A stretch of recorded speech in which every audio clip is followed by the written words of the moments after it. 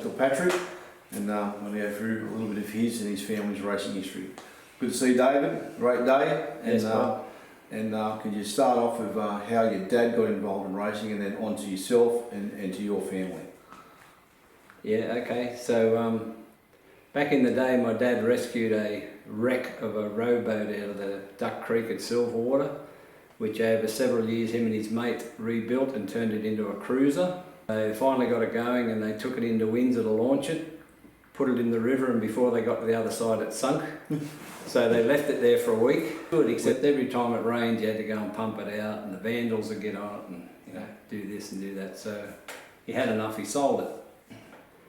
So in some sad moment in his life he decided to go and get a speedboat.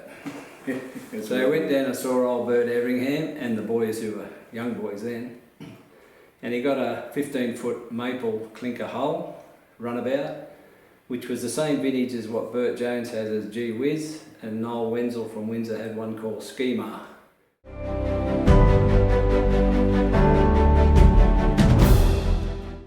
So first, after he set it up, he goes up to Windsor to give it a run, and of course there's boat racing on. And the guy who was running it at the time said to Dad, "Oh, well, why don't you race it?" "Oh, have a go." So that was the beginning of the end. What year would that be? That would be 1958-59. He's still got a trophy for the first year Dad won the best and fairest point score at Windsor. Yep. In 59-60. Anyway, it's time to go better. So we'll go Y block forward. Yep. 272. First the overheads. Yep. Overheads. Yep. At the end of the day, we used to go and buy 4 of them at a time from Springwood Records, put them in the box trailer. Yeah. They'd go all day until you got to 5-6. Yeah. Then all bits wanted to get out and go home. Yeah. So that went on for a while. Freddie Williams had a brand new style of hull there called a fleet fin on display. Beautiful boat, black and white, beautiful upholstery, bare hull. Okay. Tuesday night, Dad rocks home with this bare hull. Next Sunday, we're in the Stuart Doyle. In 1 week. Less than a week. Tuesday. Less than a week, yeah. Anyway, that was the first fiberglass inboard boat to race in my knowledge. Yeah. And it turns out it was paper thin, but it had like egg crate inside for reinforcing. Yep. Fun to wash out, trust me. You had 4 million swimming pools full of oil. Yeah. Found an old Lewis at Lugano, which you'll see in the photos, the old flat-nosed Lewis timber boat. Yep. Dad and I went to get it, come with 2 Dodge motors, bonus. And we brought it home, Mum said, "What's this, firewood, is it?" That's what it looked like, in fairness. And a friend of ours who used to ride with Dad in the day, old Seth Gray, he painted it for us. He got the floor done by a French polisher, and we put the Chev in it. So we ran that for 2 years. It used to leak like a sieve. We set it up, and that was the beginning of our successful racing career. We took that boat to Yarrawonga in 1968. Again, 7 of us in the Valiant station wagon. We come down through roadworks. We got to Yarrawonga, the boat's covered in mud and muck. We enter the B grade scratch, as they used to call it. Yep. And like we still do, we entered whatever we could enter. Well, Dad won everything, including second in the Yarrawonga 500 against Michelle Ann, the big skiff with a Chev in it. So the next year we go down there, there's about 5 of them the same. Mm-hmm. And if you ever went up to Bert Everingham's shed, what was the picture on the wall? That Melody 4 up on its tail at Rathmines. Yep.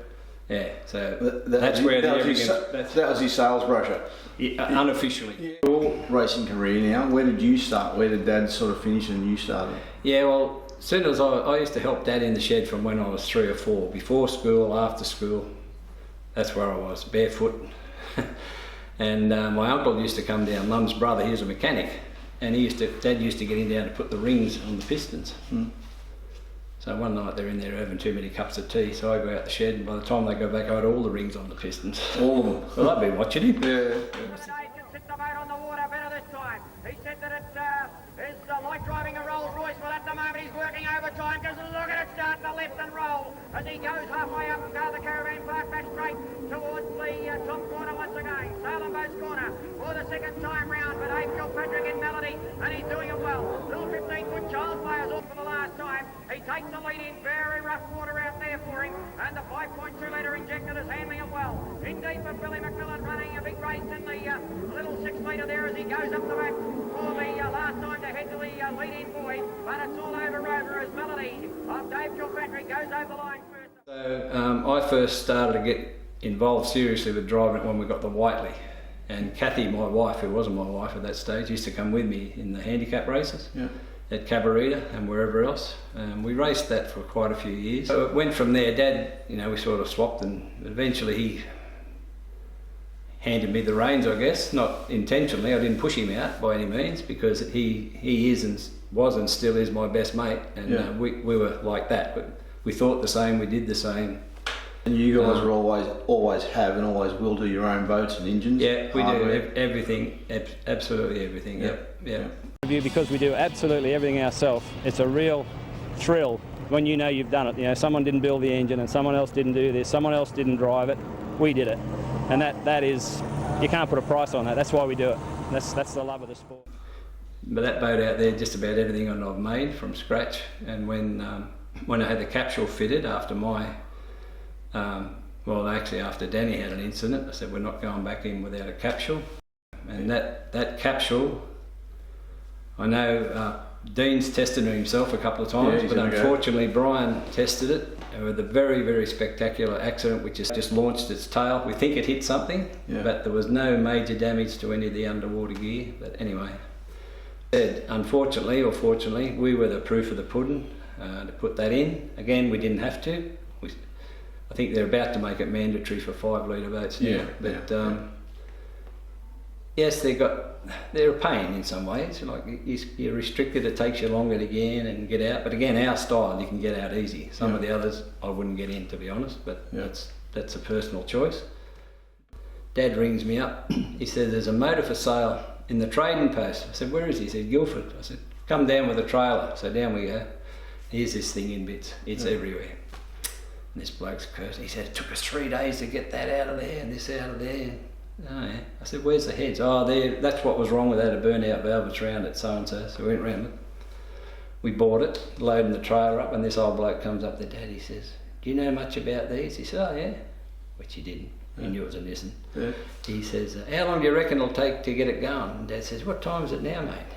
He said, oh, we wouldn't have it going before afternoon tea. But that motor cost $500. Yeah. And that's what we raced. Yeah. We're very proud of that little boat. Well, it's a big boat compared to everyone else, but and it's not a light boat, but it's strong. Yeah. And I've been watching for the last 3.5 years because the club's been in there every St George Day trying to keep that club going, and I've watched that boat go out in the pretty crappy conditions sometimes, and it always comes back as unmarked. Yeah. And geez, he has a good run in there. I think it was about 3 meetings ago, he went in there ring and won everything. Only been at it for 44 years, so Melody's been running around for 44 years, that name. Your whole family goes to the races? Yep. Even your mum's there still? 93-year-old mum, where the boat goes, she goes. It's a family thing, you should say, Bob. My brothers both race, as you know, John, Noel, Sally's Michael. It's a disease, you know. It's all Dad's fault, but we thank him for it. So where are we now with Melody? What number are we up to now? This is Melody 11, but there's a couple, as you'll see on the board up there, that didn't cut the mustard. Yeah. Bridge to bridge boat races, how many? A lot. Best race in the world. I've had great experiences, had the sad times. But it's the challenge of that race from over that distance in varying lights, weather. I just love it. It's a challenge from the minute you get in the boat at Dangar Isle. You're out in the ocean. Yeah. And we've done very, very well. Dad and I were the first displacement boat to break the hour. Yeah.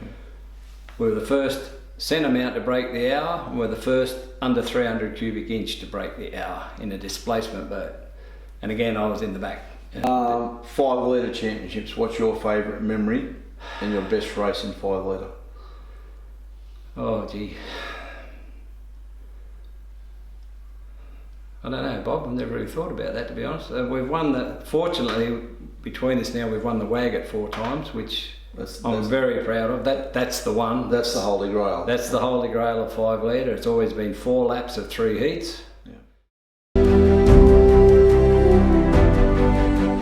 Makes me pleasure here at your house this afternoon, talking to you and your family. A lot more stories to be had, I know.